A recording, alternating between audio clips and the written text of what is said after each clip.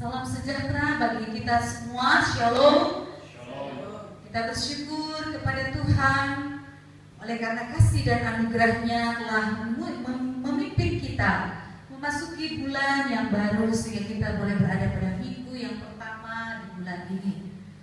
Oleh sebab itu, sebagai rasa syukur kita kepada Tuhan, mari kita menaikkan pujian penyembahan pengagungan kita kepada Tuhan. Saya mengajak jemaat bangkit berdiri.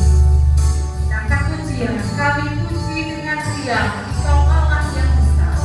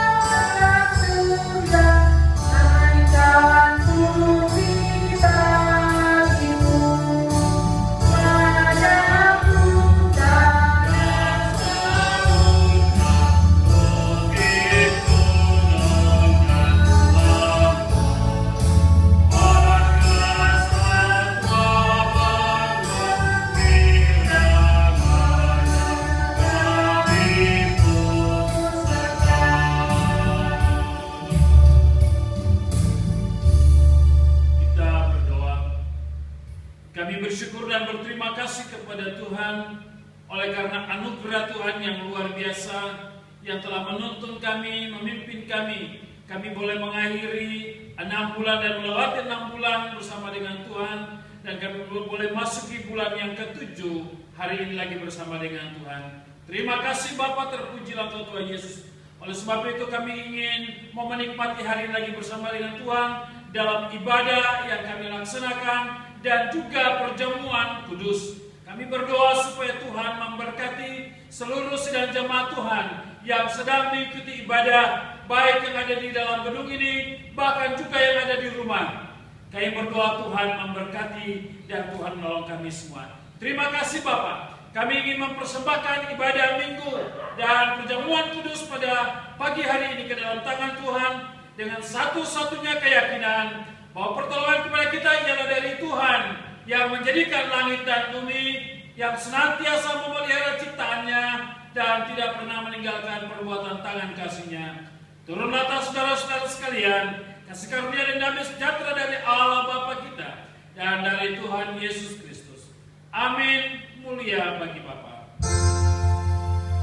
Mulia bagi Bapa, bagi Anak serta Roh Kudus, dari permulaannya sekarang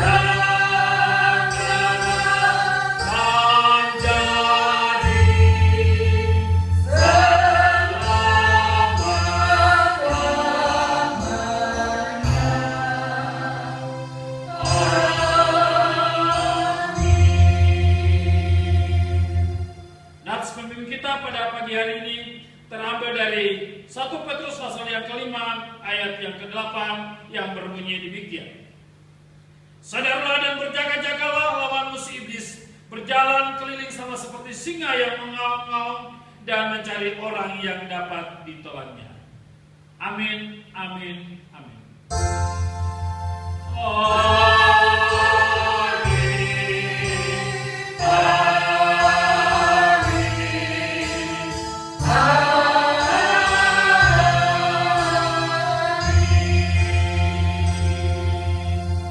Mari kita pun memuji dengan suara menggegap, menyanyikan kuasa kasih yang besar.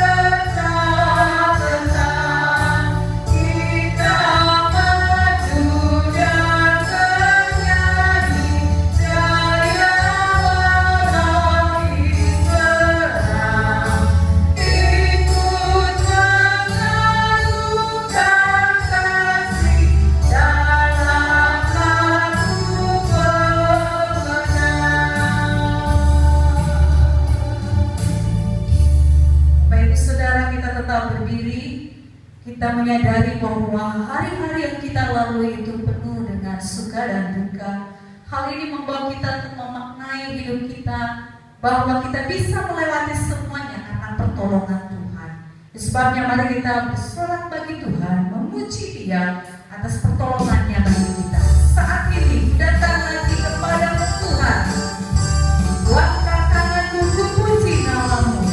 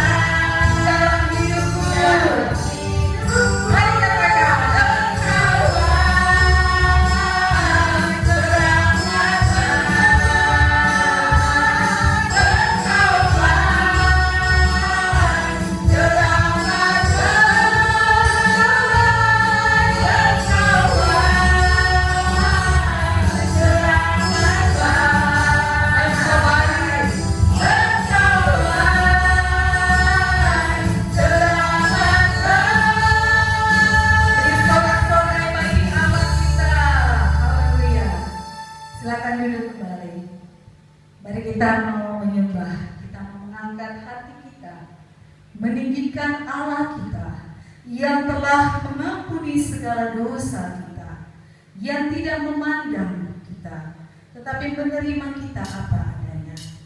Kita mau mengatakan terima kasih ya Tuhan atas pengampunan yang Kau berikan, atas pemulihan yang Kau berikan, atas kasih-Mu yang Kau nyatakan dalam hidup kami. Mari kita naikkan pujian ini. Sejauh timur dari barat,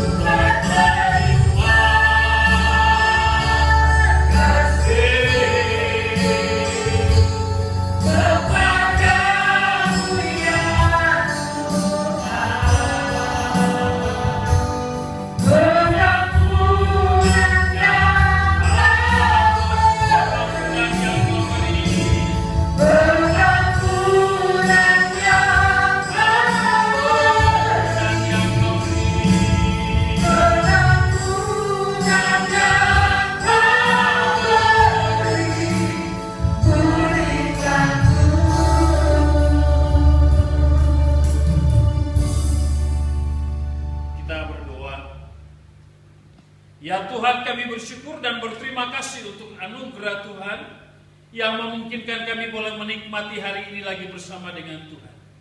Kami bersyukur dan berterima kasih untuk anugerah Tuhan yang telah membawa kami memasuki bulan yang ke-7 pada hari ini. Kami juga bersyukur dan berterima kasih kalau Tuhan izinkan kami boleh menikmati kehadiran Tuhan melalui firman Tuhan. Oleh sebab itu aku berdoa Tuhan memberkati kami semua, baik kami yang ada di ruangan ini dan jemaat Tuhan yang beribadah di rumah mereka masing-masing. Siapkan hati kami semua untuk menikmati Tuhan, menikmati firman-Mu pada pagi hari ini. Terpujilah Engkau Bapa. Ini doa kami. Biarlah kasih karunia damai sejahtera dari Allah Bapa, dari Yesus Kristus, menolong memberkati kami dengan kebenaran firman Tuhan pagi hari ini. Amin. Silakan duduk kembali Bapak Ibu dan Saudara. Shalom Bapak Ibu dan Saudara yang dikasihi Tuhan. Apa kabar hari ini? Dan saya yakin dan percaya baik Bapak Ibu Saudara-saudara yang sedang mengikuti ibadah di rumah. Doa saya Tuhan melawat saudara, Tuhan memberkati Bapak Ibu Saudara-saudara sekalian. Dan saya bangga saudara boleh menikmati suasana ibadah hari ini. Walaupun saudara kita masih beribadah di rumah kita masing-masing. Saudara-saudara yang dikasihi dalam Tuhan Yesus Kristus, sepanjang bulan ini, bulan Juli, kita bicara tentang keluarga. Dan hari ini kita akan bicara secara khusus tentang satu bagian firman Tuhan, di mana kita diingatkan oleh Tuhan dengan kebenaran firman Tuhan, supaya kita tidak ditipu oleh iblis. Bapak Ibu dan saudara-saudara yang dikasihi dalam Tuhan, kita akan membaca kebenaran firman Tuhan pada pagi hari ini yang terambil dari Kejadian pasal 3 ayat yang pertama sampai dengan ayat yang ke-6. Kejadian pasal 3 ayat pertama sampai dengan ayat yang ke-6. Bapak Ibu silakan memperhatikan di Alkitab Bapak Ibu saudara-saudara sekalian, dan saya akan membacakannya untuk kita. Manusia jatuh ke dalam dosa. Adapun ular ialah yang paling cerdik dari segala binatang di darat yang dijadikan oleh Tuhan Allah. Ular itu berkata kepada perempuan itu, tentulah Allah berfirman, semua pohon dalam taman ini jangan kamu makan buahnya, bukan? Lalu sahut perempuan itu kepada ular itu, buah pohon-pohon dalam taman ini boleh kami makan, tetapi tentang buah pohon yang ada di tengah-tengah taman, Allah berfirman, jangan kamu makan ataupun meraba buah itu, nanti kamu mati. Tetapi ular itu berkata kepada perempuan itu, sekali-kali kamu tidak akan mati. Tetapi Allah mengetahui bahwa pada waktu kamu makannya, matamu akan terbuka dan kamu akan menjadi seperti Allah, tahu tentang yang baik dan yang jahat. Perempuan itu melihat bahwa buah pohon itu baik untuk dimakan dan sedap kelihatannya. Lagi pula pohon itu menarik hati karena memberi pengertian. Lalu ia mengambil dari buahnya dan dimakannya, dan diberikannya juga kepada suaminya yang bersama-sama dengan dia, dan suaminya pun memakannya. Bapak Ibu dan saudara-saudara yang dikasihi dalam Tuhan Yesus Kristus, dalam bulan keluarga ini saya akan memulai dengan satu bagian firman Tuhan ini dengan tema jangan mau ditipu oleh iblis. Saudara yang dikasihi Tuhan, pertanyaannya adalah mengapa orang Kristen selalu ditipu oleh iblis? Pertanyaan ini jika didiskusikan maka akan muncul beragam jawaban. Ada yang akan berkata, oh karena kurang iman. Ada juga yang akan berkata, oh karena memang imannya belum bertumbuh. Dan ada juga yang mungkin akan berkata bahwa memang dia belum sungguh-sungguh dengan Tuhan. Dan masih banyak lagi jawaban-jawaban yang akan kita temukan kalau kita mendiskusikan ini. Bapak Ibu dan saudara-saudaraku yang dikasihi dalam Tuhan Yesus Kristus, ketika kita melihat kebenaran firman Tuhan ini, maka benarlah apa yang dikatakan oleh Rasul Paulus dalam Efesus pasal 6 ayat yang ke-10 sampai dengan ayat yang ke-12. Akhirnya hendaklah kamu kuat dalam Tuhan, di dalam kekuatan kuasanya, kenakanlah seluruh perlengkapan senjata Allah, supaya kamu dapat bertahan melawan tipu muslihat iblis. Karena perjuangan kita bukanlah melawan darah dan daging, bukan juga melawan pemerintah-pemerintah, melawan penghulu-penghulu dunia yang gelap ini, melawan roh-roh jahat di udara. Oleh karena itu Bapak Ibu dan Saudara, iblis tentunya punya 1001 macam strategi yang akan dipakai oleh iblis untuk menipu kita, memperdaya kita, sehingga membuat kita bisa masuk dalam perangkapnya. Oleh sebab itu saudara-saudara, melalui kebenaran firman Tuhan ini saya ingin mengajak kepada kita sekalian untuk kita sama-sama merenungkan beberapa alasan mengapa orang Kristen mudah tertipu atau mudah ditipu oleh iblis. Yang pertama, karena iblis membangun komunikasi dengan manusia dengan menggunakan nama Tuhan dan firman Tuhan. Kejadian pasal 3 ayat pertama. Adapun ular ialah yang paling cerdik dari segala binatang di darat yang dijadikan oleh Tuhan Allah. Ular itu berkata kepada perempuan itu, tentulah Allah berfirman, semua pohon dalam taman ini jangan kamu makan buahnya, bukan? Saudara, sebagai umat Tuhan kita membutuhkan kepekaan rohani. Perhatikan ayat tersebut di atas, bagaimana iblis membangun sebuah komunikasi, membangun sebuah dialog dengan manusia, dengan mengedepankan nama Tuhan, mengedepankan firman Tuhan. Saudara, pada Kejadian 3 ayat 1 kita menemukan 3 hal penting. Yaitu yang pertama, dikatakan adapun ular ialah yang paling cerdik dari segala binatang di darat yang dijadikan oleh Allah. Jadi iblis itu cerdik. Iblis itu pintar. Sepintar-pintarnya saudara bagaimanapun, saya mau beritahu kepada saudara, iblis lebih pintar. Saudara menggunakan berbagai strategi untuk menahan diri atau menjaga diri, tetapi kalau saudara tidak menggunakan strateginya Tuhan, maka saudara akan masuk dalam perangkapnya. Oleh karena itu ingat, iblis akan berusaha untuk mempengaruhi kita, iblis akan berusaha membuat kita jatuh, kita akan masuk dalam perangkapnya, kita akan ditipu oleh dia, diperdayakan oleh dia dengan berbagai macam hal, sehingga membuat kita menjadi orang yang takluk di bawah kakinya. Saudara-saudara yang dikasih dalam Tuhan Yesus Kristus. Yang kedua, iblis mulai membangun komunikasi dengan manusia dengan 2 pertanyaan penting. Yaitu yang pertama, dia berkata, tentulah Allah berfirman. Dan pertanyaan kedua adalah, semua pohon dalam taman ini jangan kamu makan buahnya, bukan? Saudara, siapa yang tidak terkecoh? Siapa yang tidak terpengaruhi? Kalau muncul pertanyaan yang dimulai dengan kata menggunakan nama Tuhan dan menggunakan firman Tuhan. Oleh karena itu saudara-saudaraku yang dikasihi dalam Tuhan Yesus Kristus. Saudara, kedua pertanyaan ini hanyalah sekedar membuka pintu masuk untuk iblis menemukan di mana letak kelemahan dari manusia. Oleh karena itu ingat, seringkali ketika kita tidak kuat, kita tidak siap, maka iblis akan menggunakan berbagai macam cara untuk membuat kita sampai dia menemukan titik lemah kita. Saudara-saudara yang dikasihi di dalam Tuhan Yesus Kristus. Apa yang dikatakan oleh kebenaran firman Tuhan ini membuat kita tentunya harus siap sedia. Oleh sebab itu, hati-hati ketika saudara membangun komunikasi dengan pribadi-pribadi tertentu yang kelihatannya dimulai dengan menggunakan nama Tuhan dan menggunakan firman Tuhan, tetapi pada akhirnya saudara dibawa untuk tidak lagi mempercayai kepada Tuhan. Oleh karena itu saudara-saudara yang dikasih dalam Tuhan Yesus Kristus, ingat bahwa seringkali saya katakan kepada kita bahwa kondisi sama seperti ini seringkali kita temukan ketika saudara-saudara yang terbiasa berobat ke para dukun. Ketika saudara berhadapan dengan dukun-dukun rohani, maka dukun-dukun rohani atau dukun-dukun Kristen, maaf bukan dukun rohani, dukun Kristen, dia akan menggunakan aksesoris Kristen. Contoh, dia akan mengobati saudara menggunakan Alkitab. Dia akan menyuruh saudara mengambil sesuatu dari dia, tetapi harus menyebut atau menghafal doa Bapa kami.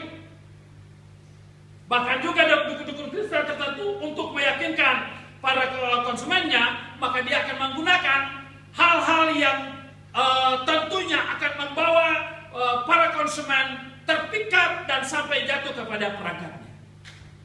Jadi jangan sekali-kali saudara tertipu.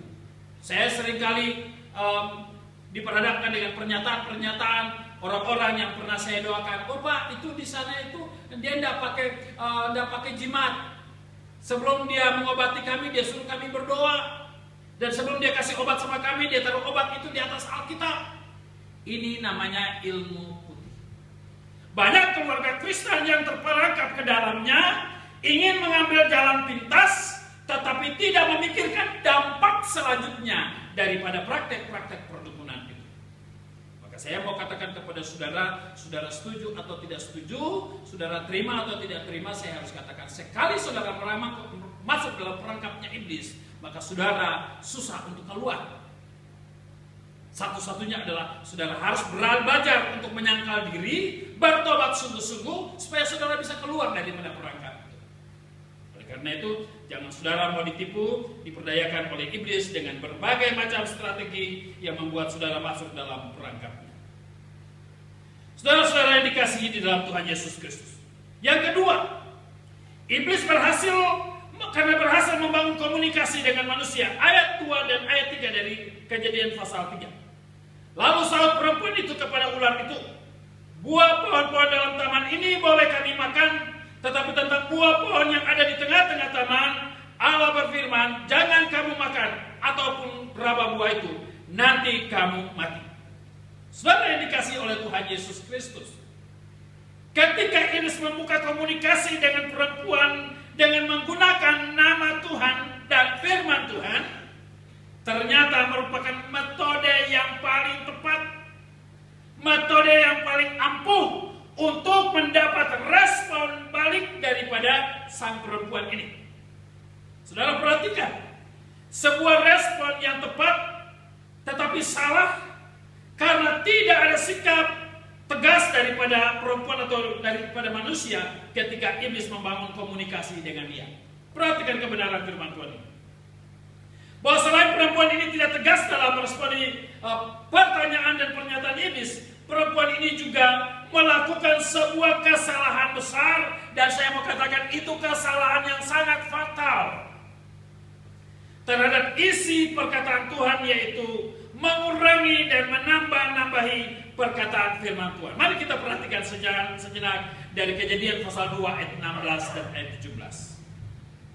Kejadian 2 ayat 16-17 berkata demikian, lalu Tuhan Allah memberi perintah ini kepada manusia, semua pohon dalam taman ini boleh kau makan buahnya dengan bebas. Garis di bawah kalimat itu. Tapi pohon pengetahuan tentang yang baik dan yang jahat itu, janganlah kau makan buahnya, sebab pada hari yang kau makannya, pastilah engkau mati. Saudara perhatikan bagaimana jawaban perempuan ini terhadap pertanyaan iblis berkaitan dengan apa yang difirmankan Tuhan atau apa yang diperintahkan oleh Tuhan kepadanya. Perhatikan pasal 3 ayat 2 sampai 3. Lalu sahut perempuan itu kepada ular itu, buah pohon-pohonan dalam taman ini boleh kami makan.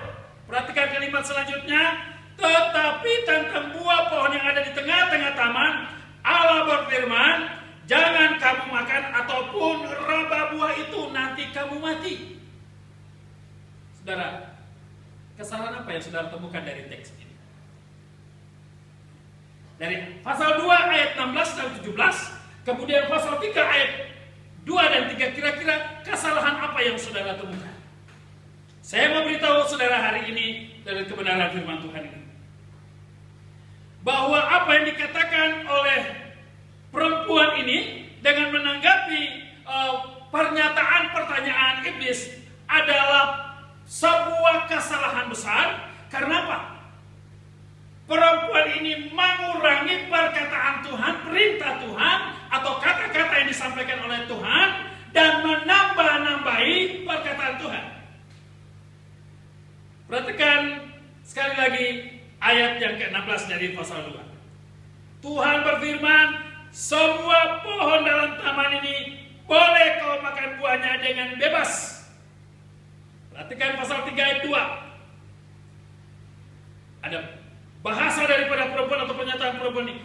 Buah pohon-pohon dalam taman ini boleh kami makan. Apa yang hilang di situ? Kata apa? kata semua dan kata bebas. Karena pasal 2 ayat 16 itu dikatakan semua pohon. Tetapi pada pasal 3 perempuan justru berkata buah pohon-pohonan. Kata semuanya dia hilangkan, kemudian ditutup dengan ada sebuah kalimat. Kata buah pohon-pohon dalam taman ini boleh kami makan. Saudara, iblis mulai menemukan peluang untuk terus berusaha menawan dia. Iblis berusaha untuk terus bisa membawa dia masuk dalam perangkapnya. Karena apa? Ternyata manusia tidak punya kepekaan terhadap firman Tuhan. Maka hati-hati Bapak Ibu Saudara-saudara yang mendengar firman Tuhan, saudara yang ada di rumah. Jangan coba-coba saudara menambah-nambahi atau mengurangi perkataan Tuhan. Ketika saudara berobat kemanapun, jangan coba-coba saudara, oh namanya juga ora et labora, berdoa dan bekerja. Saudara, kalau memang Allah mengizinkan kita untuk lakukan lakukan juga terhadap penyembahan-penyembahan yang lain, saya yakin dan percaya tidak ada gereja yang akan lepas daripada hal ini. Tetapi Alkitab katakan apa? Allah sangat membenci. Allah begitu keras. Allah begitu tegas. Allah tidak pernah kompromi. Jadi sekali lagi, jangan coba-coba saudara mengurangi setiap perkataan Tuhan atau saudara menambahi perkataan Tuhan. Tuhan tidak mau itu terjadi. Saudaraku yang dikasihi di dalam Tuhan Yesus Kristus. Perhatikan. Yang ketiga, manusia dengan sesuka hati mengurangi perkataan Tuhan. Ya. Jadi tadinya Tuhan berbicara semua boleh, kemudian dia kurangi, dan dengan sesuka hati dia nambahi. Perhatikan kebenaran firman Tuhan. Bahkan dalam kalimat selanjutnya dari pasal yang ketiga dikatakan jangan kami makan atau raba. Padahal di pasal 2 kata raba itu tidak ada. Mungkin logika berpikir kita begini, Pak, bagaimana mungkin dia kalau mau makan tetapi tidak raba? Itu logika berpikir kita. Tapi ingat, saya mau beritahu kepada kita begini, logika berpikirmu tidak sama dengan cara berpikir kita. Oleh karena itu, jangan kita masukkan cara berpikir kita kepada firman Tuhan, tapi kita hidup firman Tuhan yang masuk dalam cara berpikir kita, mengubah cara berpikir kita, cara pandang kita, sehingga kita boleh hidup mempermuliakan Tuhan. Manusia menambah-nambahi perkataan sendiri ke dalam perkataan Tuhan supaya kelihatannya rohani, tapi ternyata tidak rohani. Itulah sebabnya pasal 2, pasal 3 ayat yang ke-2 dan 3. Lalu sahut perempuan itu kepada ular itu, buah pohon dalam taman ini boleh kami makan, tetapi tentang buah pohon yang ada di tengah-tengah taman, Allah berfirman, jangan kamu makan ataupun raba buah itu, nanti kamu mati. Pasal 2 ayat 16-17 di sana menggunakan kamu pasti mati. Tetapi pasal 3 perempuan katakan nanti kamu akan. Itu berarti apa? Bisa iya, bisa tidak. Oleh karena itu saudara-saudaraku yang dikasihi dalam Tuhan Yesus Kristus, mari kita baca Alkitab dengan sungguh-sungguh. Kita pelajari dengan sungguh-sungguh supaya kita tidak sesuka hati menambah-nambahin Alkitab. Apalagi yang punya latar belakang sekolah teologi, mentang-mentang sekolah teologi, punya gelar sarjana, sarjana pendidikan sarjana teologi, master pendidikan master teologi, kemudian sesuka-suka menambah ayat, tidak boleh. Apalagi pendeta suka menambah-nambah ayat Alkitab, tidak boleh. Ketika kita suka menambah-nambah ayat, maka iblis paling senang. Itu berarti apa? Iblis tahu di mana letak kelemahan kita. Iblis sanggup untuk mengobok-obok kita dan membuat kita menjadi orang yang tidak berdaya sama sekali. Oleh karena itu saudara-saudara yang dikasihi dalam Tuhan Yesus Kristus, melalui kebenaran firman Tuhan ini saya mengajak Bapak Ibu saudara-saudara untuk terus membangun kehidupan rohani dalam Kristus. Membangun kehidupan rohani dalam keluargamu. Milikilah pertahanan dan pemahaman yang benar tentang firman Tuhan. Kenapa? Ketika saudara memiliki pemahaman yang benar tentang firman Tuhan, percayalah, iblis tidak akan mampu mengobok-obok saudara. Iblis tidak akan mampu untuk membuat saudara masuk dalam perangkapnya. Mari kita belajar dari apa yang dialami oleh Yesus ketika dicobai di padang gurun. Setiap pencobaan yang dialami oleh Yesus, Yesus terus menghadapinya dengan menggunakan ayat firman Tuhan. Ada tertulis. Itulah sebabnya betapa penting saudara perlu hafal ayat Alkitab. Tapi ingat, jangan saudara hafal ayat Alkitab untuk jadi jimat. Jangan suami istri adu hafal ayat Alkitab kemudian saling serang-serangan. Ada sebuah cerita itu. Satu saat suaminya baru pulang kerja, kemudian istrinya sedang goreng pisang.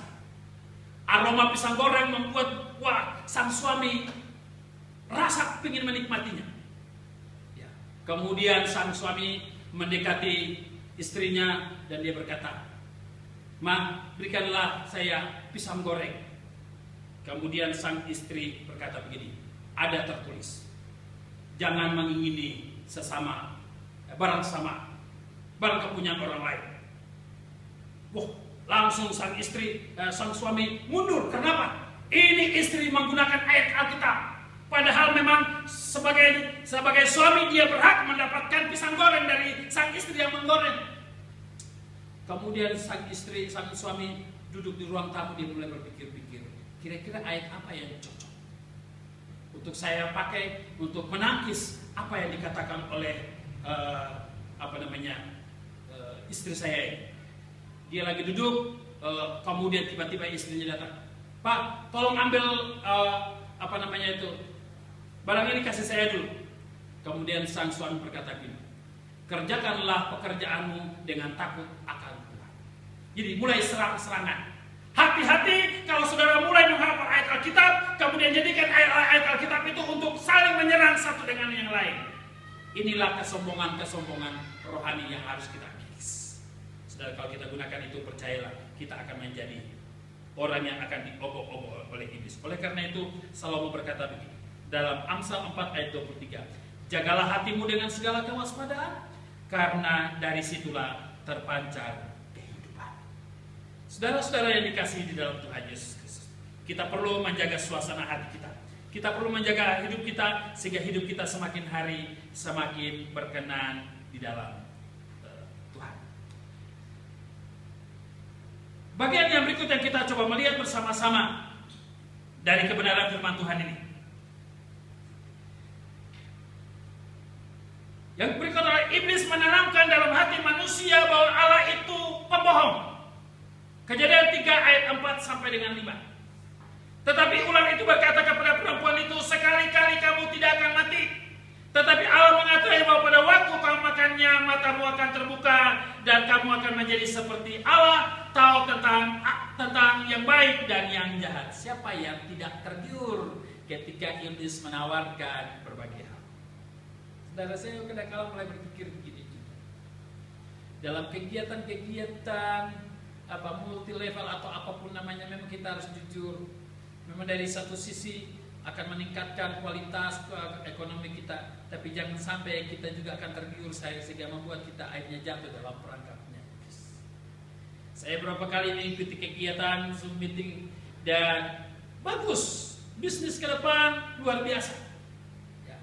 Ada tukang ojek yang saat akhirnya jadi miliaran, luar biasa. Saya pikir-pikir, kalau saya lakukan ini, ya mungkin bisa. Tapi pertanyaannya adalah, memang apakah saya terpanggil untuk hal? Saudara, iblis senantiasa membawa kita untuk menikmati sesuatu yang lebih.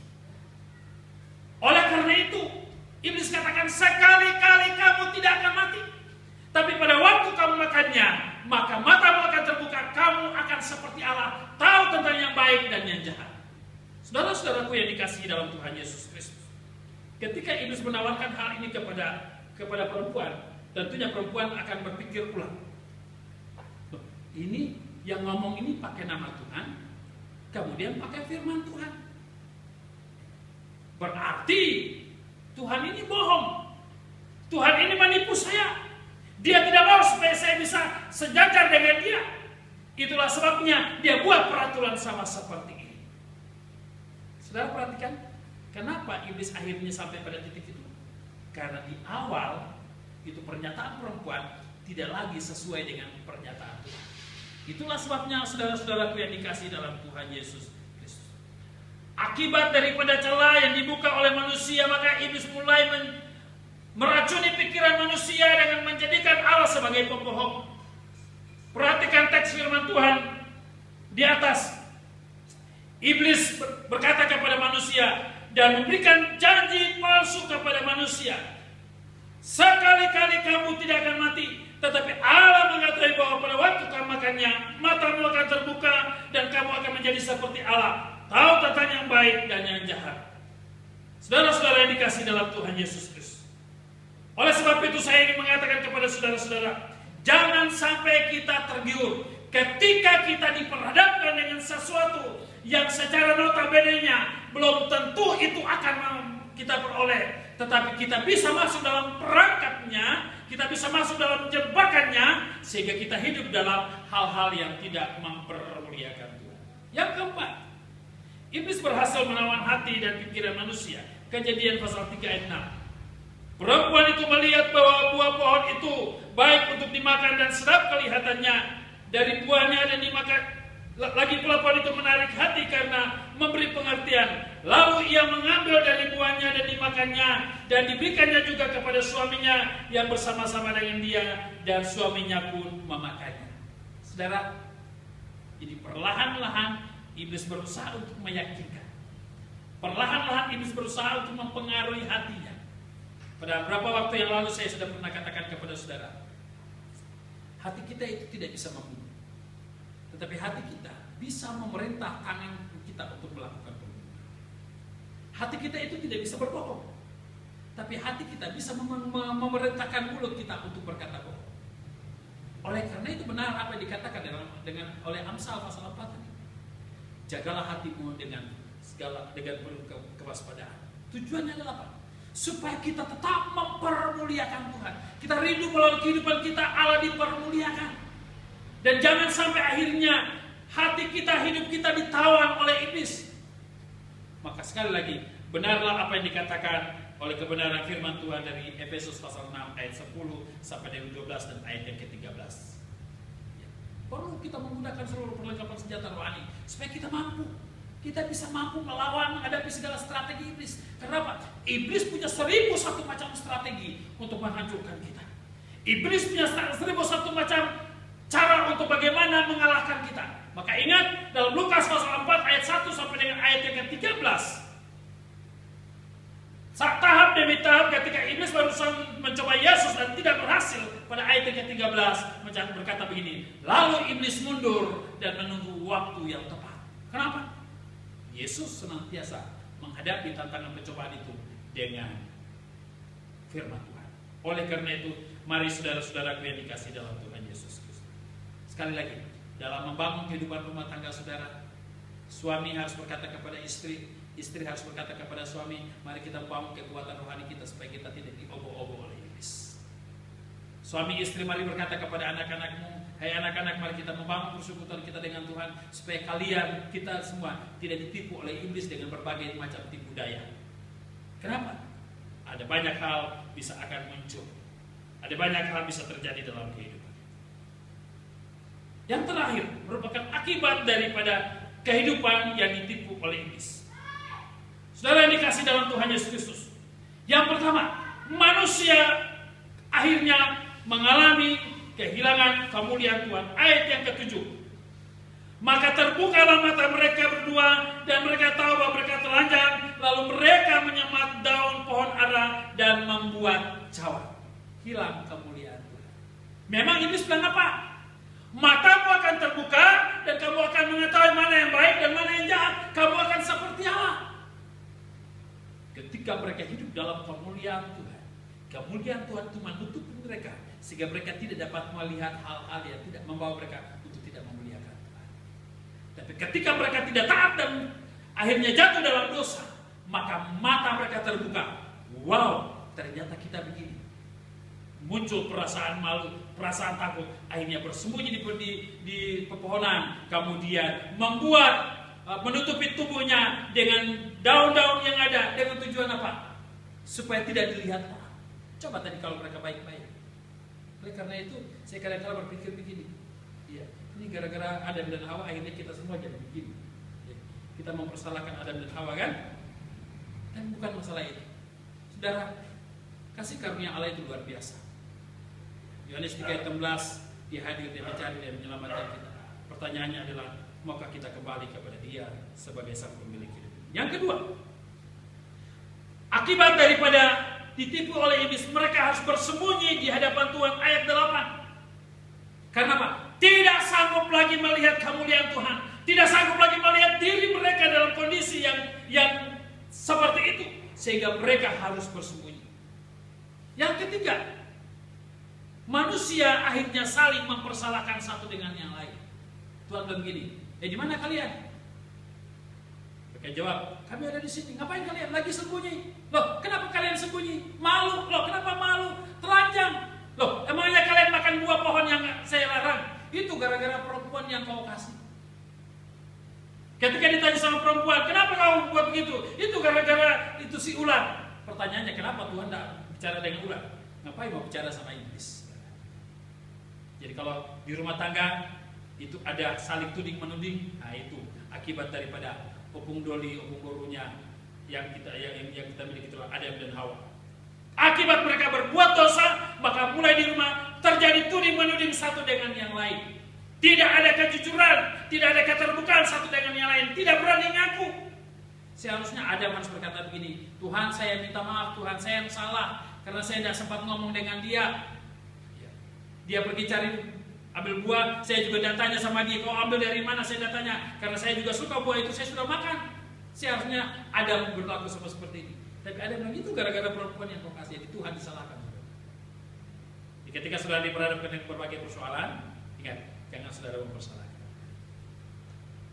Katakan kepada orang di samping kiri kanan, kalau berbuat salah, jangan persalahkan Tuhan.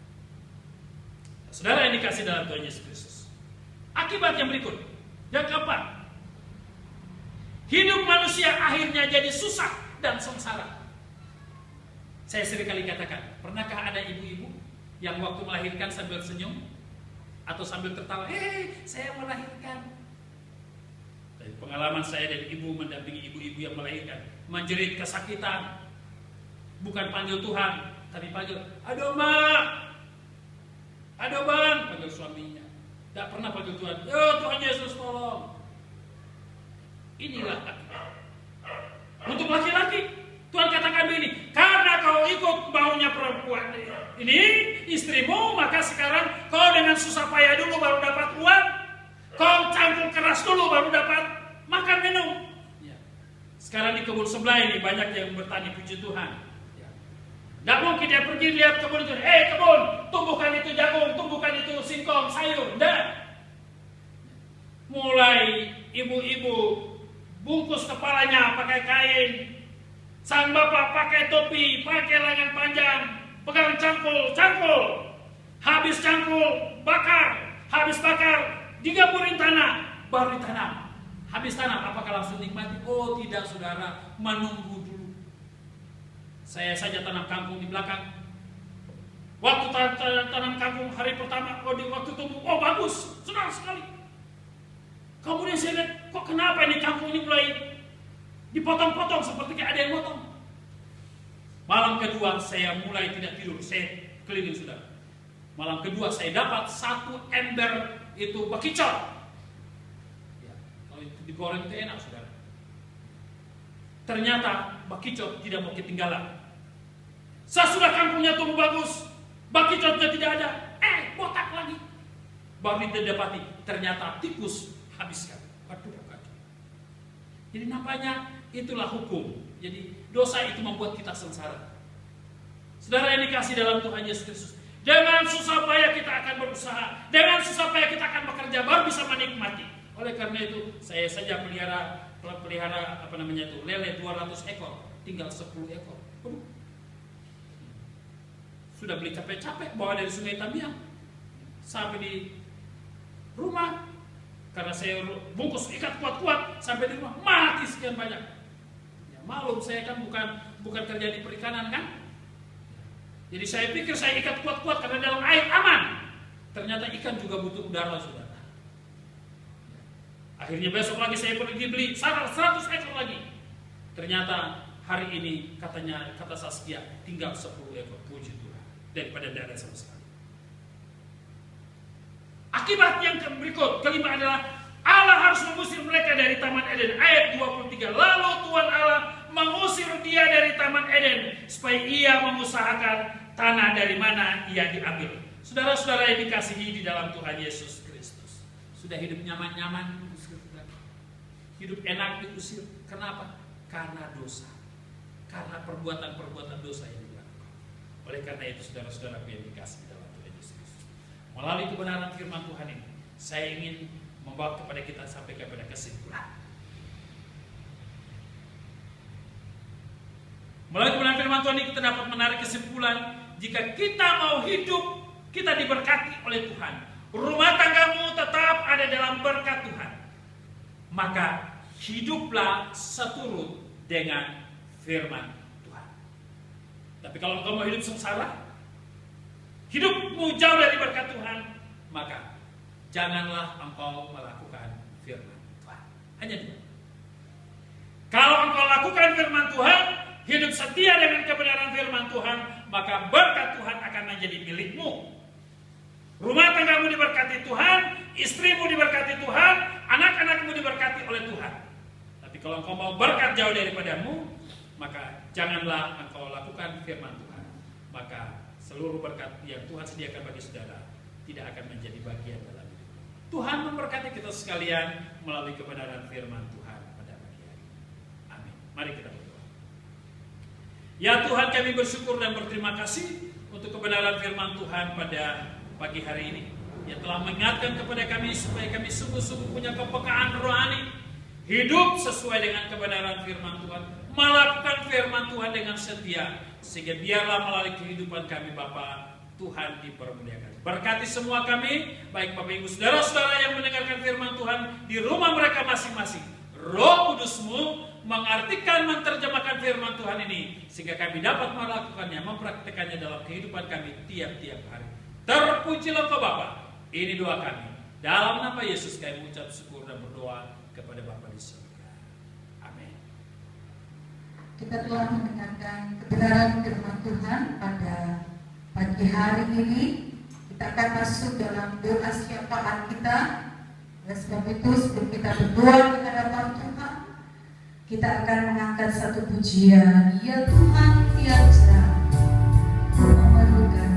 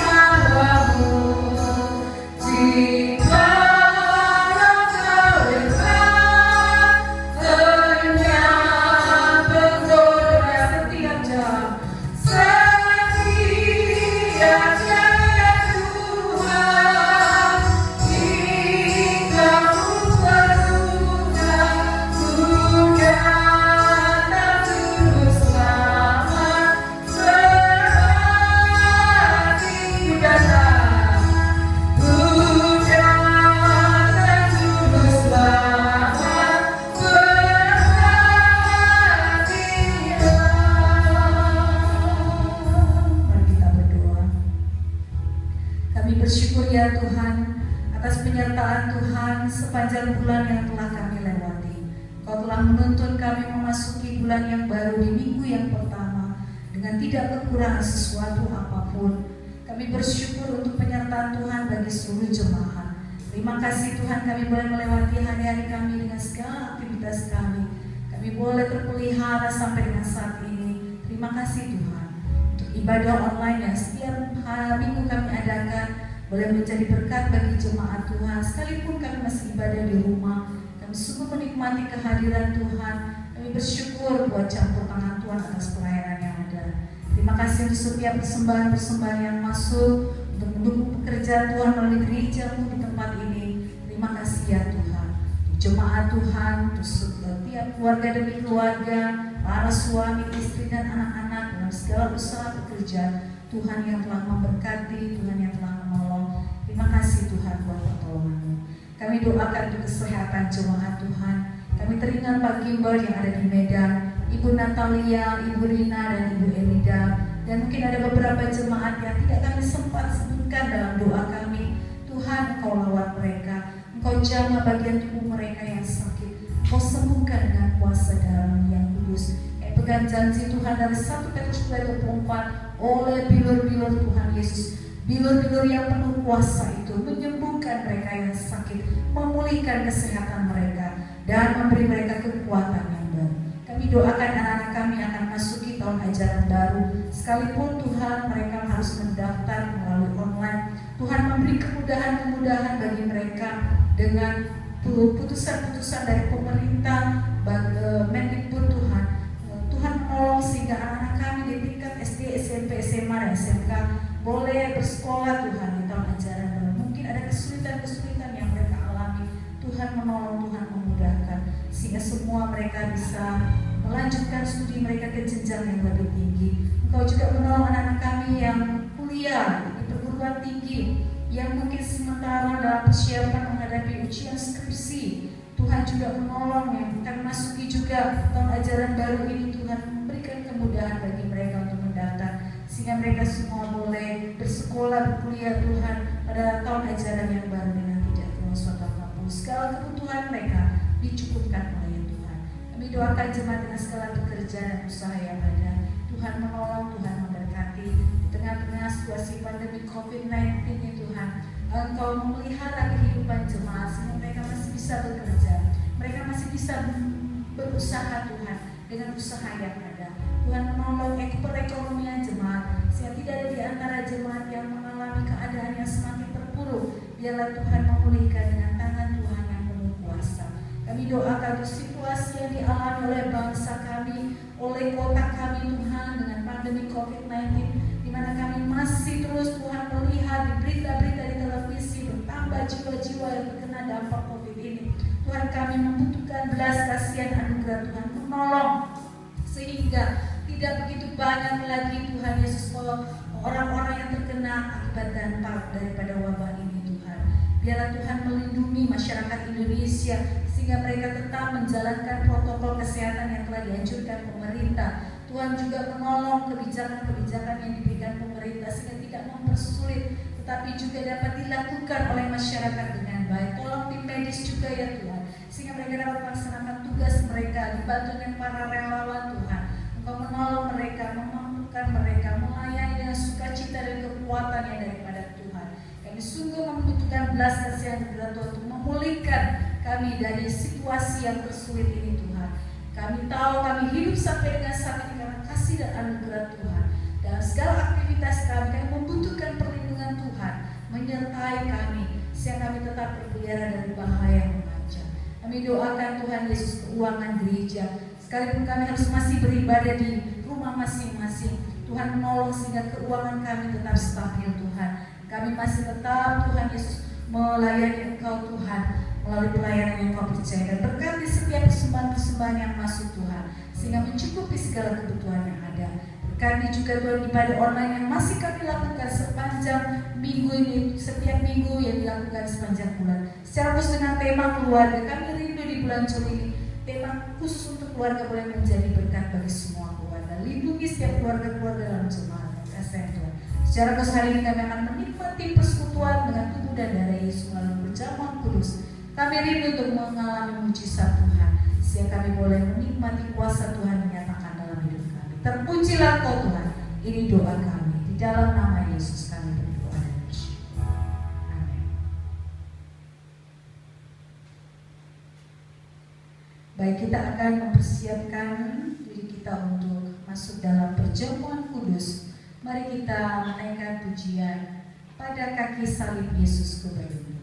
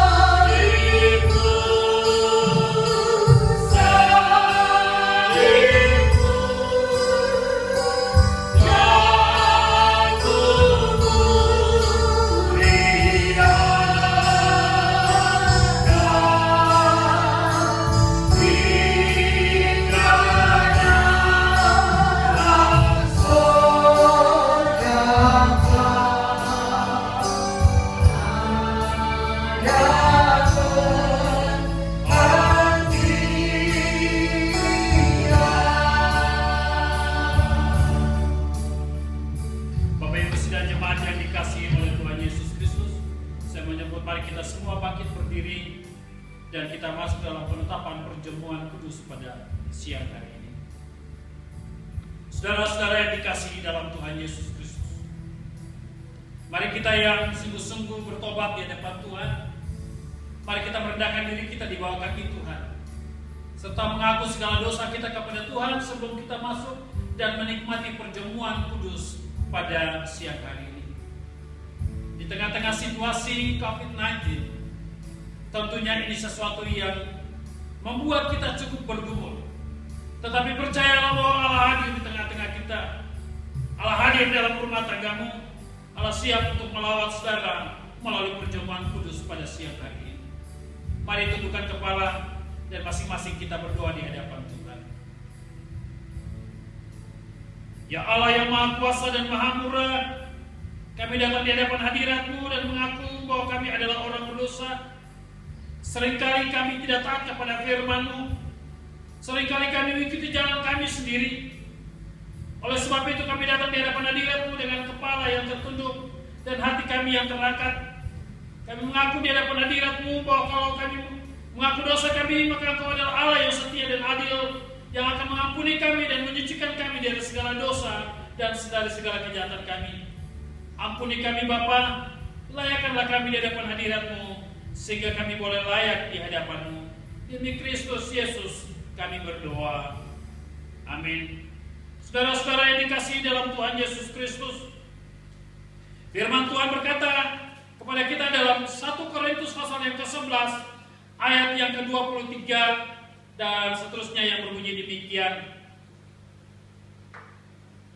Sebab apa yang telah kuteruskan kepadamu telah aku terima dari Tuhan, yaitu bahwa Tuhan Yesus pada malam waktu yang diserahkan mengambil roti, dan sesudah itu ia mengucap syukur atasnya.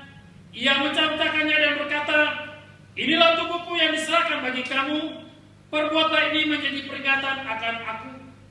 Demikian juga ia mengambil cawan sesudah makan lalu berkata, cawan ini adalah perjanjian baru yang dimeteraikan oleh darahku. Perbuatlah ini setiap kali kau minumnya menjadi peringatan akan aku. Sebab setiap kali kau makan roti ini dan minum cawan ini, kau memberitakan kematian Tuhan sampai ia datang. Jadi barang siapa dengan cara yang tidak layak makan roti atau minum cawan Tuhan, ia berdosa terhadap tubuh dan darah Tuhan. Karena itu hendaklah tiap-tiap orang menguji dirinya sendiri, dan baru sesudah itu ia makan roti dan minum dari cawan itu. Karena barang siapa makan dan minum tanpa mengakui tubuh Tuhan, ia mendatangkan hukuman atas dirinya. Saudara-saudara yang dikasihi dalam Tuhan Yesus Kristus, mari kita berdoa. Ya Tuhan, berkatilah roti dan anggur yang akan kami makan dan minum dalam perjamuan kudus ini. Sucikan, kuduskan, dan biarlah ketika kami makan dan kami minum menjadi peringatan akan Engkau. Demi Kristus Yesus, Tuhan Sang Roti Hidup, kami berdoa kepada Bapa di surga. Amin. Jemaat dipersilakan duduk kembali.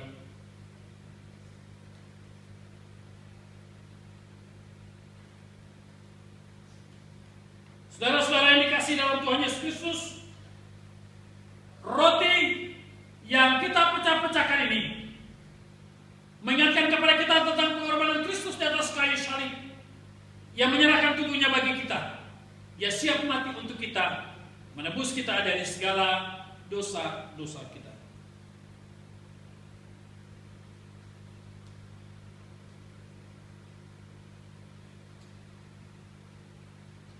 Cawan minuman yang akan kita pergunakan dalam ibadah perjamuan kudus pada hari ini mengingatkan kepada kita tentang karya penebusan Kristus di atas kayu salib, yang menyerahkan dirinya, darahnya dicurahkan bagi kita untuk menebus dosa-dosa kita.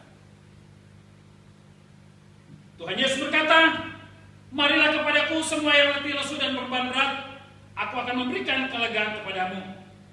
Perjamuan kudus ini disediakan bagi kita sekalian. Mari datanglah karena segala perkara telah tersedia. Sambil roti dan anggur dijalankan, kita akan memuji Tuhan. Pada kaki salibmu ku tetap percaya. Salib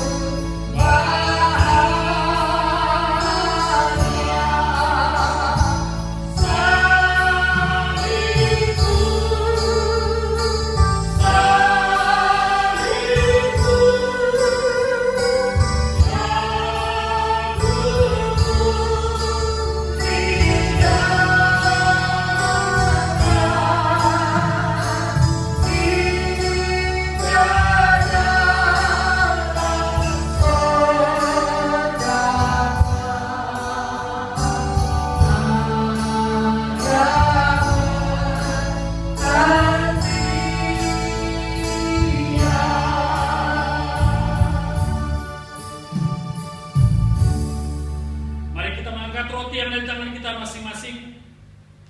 Tuhan Yesus berkata, inilah tubuhku yang diserahkan bagi kamu. Ketika kamu makannya, menjadi peringatan akan dia. Ambil, makan dengan iman dalam nama Tuhan Yesus.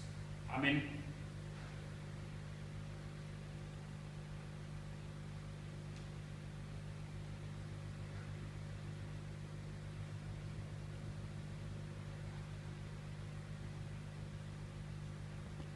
Mari angkat cawan minuman yang di tangan saudara masing-masing.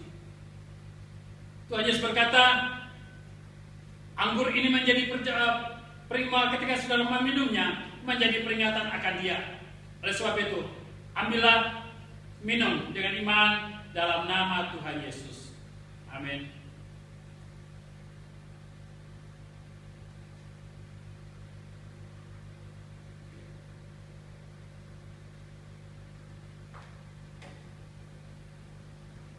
Mari kita berdoa. Ya Tuhan, kami bersyukur dan berterima kasih kepadamu untuk kebaikan Tuhan dan kemurahan Tuhan yang Engkau nyatakan dalam kehidupan kami. Kami bersyukur dan berterima kasih kepada Tuhan kalau kami boleh menikmati perjamuan kudus pada siang hari ini. Kami berdoa supaya Tuhan melawat kami dengan kasih dan dengan kuasa. Roti dan anggur yang sudah kami makan dan kami minum membawa kami boleh menceritakan tentang kebaikan Tuhan, kemurahan Tuhan bagi orang lain. Terima kasih Bapa. Kami membutuhkan anugerah Tuhan. Jika ada yang sakit, Tuhan Engkau sembuhkan mereka. Yang lemah Engkau kuatkan mereka. Yang sedang ada dalam pergumulan, Tuhan lawat mereka dengan kasih dan dengan kuasa. Terpujilah Engkau Bapa. Ini doa kami. Di dalam nama Yesus, kami mengucap syukur dan berdoa seperti yang Engkau ajarkan kepada murid-murid-Mu. Bapa kami yang di surga, dikuduskanlah nama-Mu, datanglah kerajaan-Mu, jadilah kehendak-Mu di bumi seperti di surga. Berikanlah kami pada hari ini makanan kami yang secukupnya, dan ampunilah kami akan kesalahan kami, seperti kami juga mengampuni orang yang bersalah kepada kami. Dan janganlah bawa kami ke dalam pencobaan, tapi lepaskanlah kami daripada yang jahat. Karena Engkau yang punya kerajaan, kuasa, dan kemuliaan sampai selama.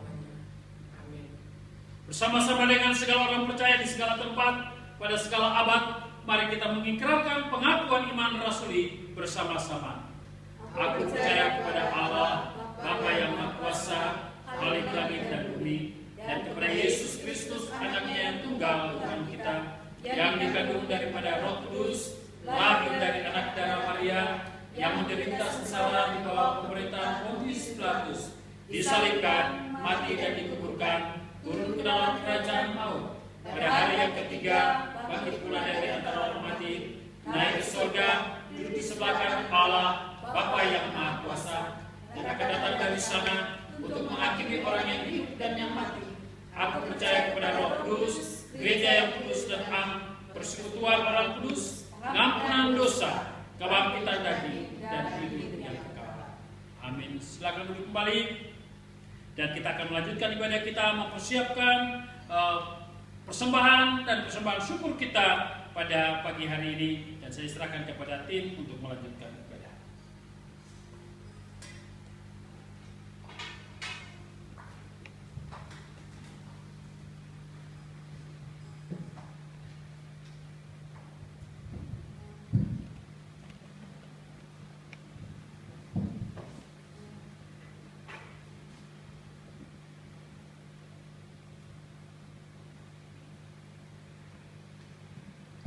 Baik, kita akan mengumpulkan persembahan kita dan persembahan syukur kita kepada Tuhan sambil kita mengangkat pujian.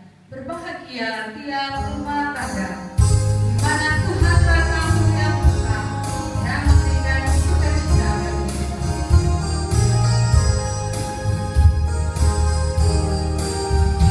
Berbahagia tiap rumah tangga di mana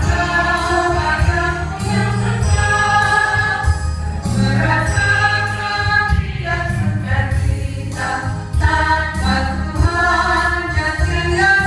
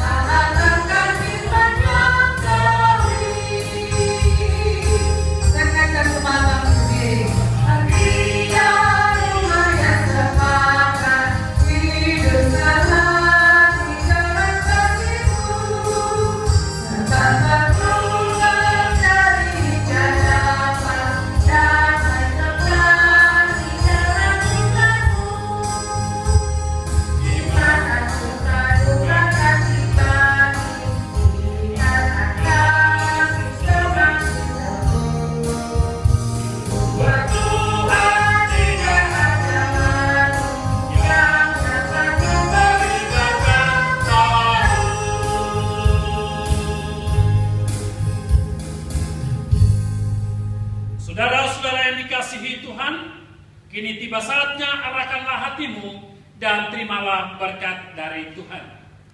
Tuhan memberkati engkau dan melindungi engkau. Tuhan menyinari engkau dengan kasih-Nya. Tuhan menghadapkan wajah-Nya kepadamu dan memberi engkau damai sejahtera mulai sekarang ini sampai hari Maranatha, Tuhan Yesus datang kedua kali. Amin. Kepada Allah beri puji.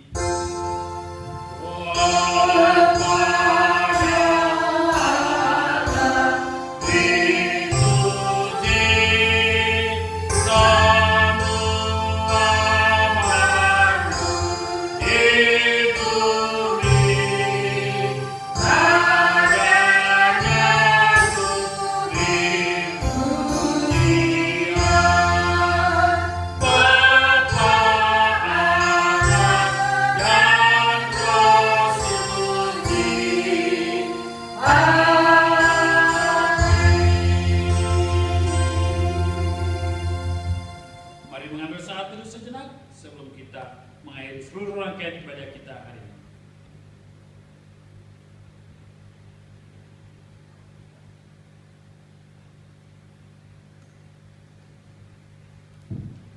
Amin. Shalom Bapak Ibu dan saudara-saudara yang dikasihi Tuhan. Kita patut bersyukur dan berterima kasih untuk anugerah Tuhan yang boleh menyertai, memberkati kita sekalian dalam ibadah kita pada hari ini.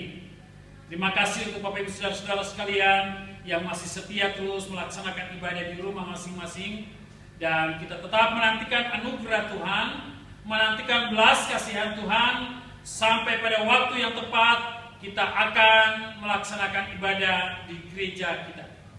Saudara-saudara yang dikasihi Tuhan, ada pemikiran yang muncul, apakah minggu depan kita akan live tetapi melalui Facebook. Nanti kami akan sampaikan kepada Bapak Ibu saudara-saudara sekalian teknisnya bagaimana dan pengambilan gambarnya bagaimana, dan nanti akan kami sampaikan kepada Bapak Ibu apakah memang Bapak Ibu akan bisa mengikutinya atau tidak. Nanti kita akan lakukan sehingga semua bisa mendapat pelayanan sebagaimana biasa. Terima kasih untuk saudara-saudara yang terus setia mengikuti ibadah, dan tentunya kita juga sangat berterima kasih Bapak Ibu kalau Bapak Ibu bisa menyaksikan melalui rekaman sama seperti ini, karena ada orang yang turut berperan di dalamnya. Itulah hamba Tuhan kita Pak Mika yang luar biasa dengan setia terus memberikan waktu untuk melaksanakan rekaman ini sehingga setiap minggu Bapak Ibu bisa mengikutinya. Kita terus berdoa, kita masih kekurangan alat, kita membutuhkan alat. Bagaimana supaya satu saat kita bisa punya alat sendiri untuk bisa merekam. Karena paling tidak, ya HP yang ada di tangan kita pun ini HP-HP yang bermasalah, sehingga kita masih membutuhkan Pak Mika untuk menolong kita. Tetapi kasihan juga kalau setiap minggu Pak Mika harus datang dari jauh-jauh dari Permata Bendara untuk melakukan rekaman sama seperti ini. Ya kita berdoa supaya Pak Mika dalam waktu singkat akan melangsungkan pernikahannya. Ya, jadi kita berdoa supaya Tuhan tolong. Jadi orang yang merekam kita, yang biasa Bapak Ibu nonton setiap minggu, bisa mengikuti ibadah setiap minggu, di balik itu ada orang yang bekerja, itulah namanya hamba Tuhan kita Pak Mika. Dan doakan dia menikah pada situasi-situasi ke depan ini. Saya tidak tahu bagaimana teknisnya, apakah pernikahannya juga online atau bagaimana, tapi ya itu satu kerinduan. Saudara-saudara yang dikasihi dalam Tuhan Yesus Kristus, melalui kesempatan ini juga saya ingin sampaikan kepada Bapak Ibu Saudara bahwa tanggal 7 saudari kita Eli Rahmayanti Ginting atau saudara Yohana juga akan pulang ke kampung dalam urusan pernikahan yang direncanakan sekitar tanggal 15 Juli. Ya, kita berharap bahwa pernikahan di kampung juga akan berjalan dengan baik dan semua berjalan seturut dengan rencana dan kehendak Tuhan. Saya pikir itu pengumuman yang perlu saya sampaikan kepada kita sekalian. Maka saya sebagai pimpinan jemaat bersama dengan semua tim altar yang melayani hari ini, kami mengucapkan selamat hari Minggu. Tuhan Yesus memberkati. Shalom.